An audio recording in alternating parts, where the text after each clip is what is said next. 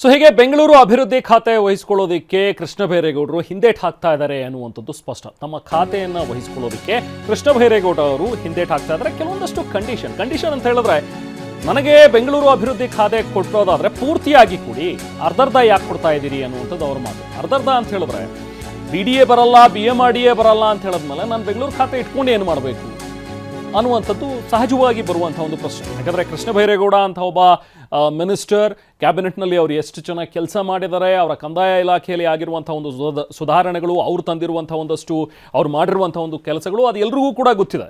ಅದನ್ನೇನು ಪಕ್ಷಾತೀತವಾಗಿ ಎಲ್ಲರೂ ಕೂಡ ಅದನ್ನು ಹೇಳ್ತಾರೆ. ಕೃಷ್ಣ ಬೈರೇಗೌಡರು yes of course he is a gentleman, ಜೊತೆಗೆ ಅವರೊಬ್ಬ ಒಳ್ಳೆಯ ಕೆಲಸಗಾರ ಅಂತೇಳಿ. ಸೊ ಹಾಗಾಗಿ ಅವ್ರಿಗೆ ನೀವು ಬೆಂಗಳೂರು ಅಭಿವೃದ್ಧಿ ಖಾತೆಯನ್ನು ಕೊಟ್ಟಿದ್ದೀರಿ ಅಂತ ಹೇಳಿದ ಮೇಲೆ ಅದನ್ನು ಪೂರ್ತಿಯಾಗಿ ಕೊಡಿ, ಯಾಕೆ BDA ಕೊಡಲ್ಲ, BMRDA ಕೊಡಲ್ಲ ಅನ್ನುವಂಥದ್ರ ಬಗ್ಗೆ ಮಾಡ್ತೀರಿ ಅನ್ನುವಂಥದ್ರ ಬಗ್ಗೆ ಆ ತಕರಾರಿದೆ. ಸ್ವತಃ ಕೃಷ್ಣ ಬೈರೇಗೌಡರು ಕೂಡ ಅದ್ರ ಬಗ್ಗೆ ತಕರಾರನ್ನು ಎತ್ತಿದ್ದಾರೆ. ಸೊ ಹಾಗಾಗಿನೇ ಇದುವರೆಗೂ ಕೂಡ ಅವ್ರು ಸರ್ಕಾರಿ ಕಾರನ್ನು ಬಳಸಿಲ್ಲ. ಸದ್ಯ ಖಾಸಗಿ ಕಾರ್ನಲ್ಲೇ ಓಡಾಡ್ತಾ ಇದ್ದಾರೆ. ನೋಡಿ, ಅಲ್ಲಿ ಒಂದು ದೃಶ್ಯಗಳಲ್ಲಿ ನಾವೇನು ನೋಡ್ತಾ ಇದ್ದೀವಿ ಅದು ಅವರ ಖಾಸಗಿ ಕಾರ್.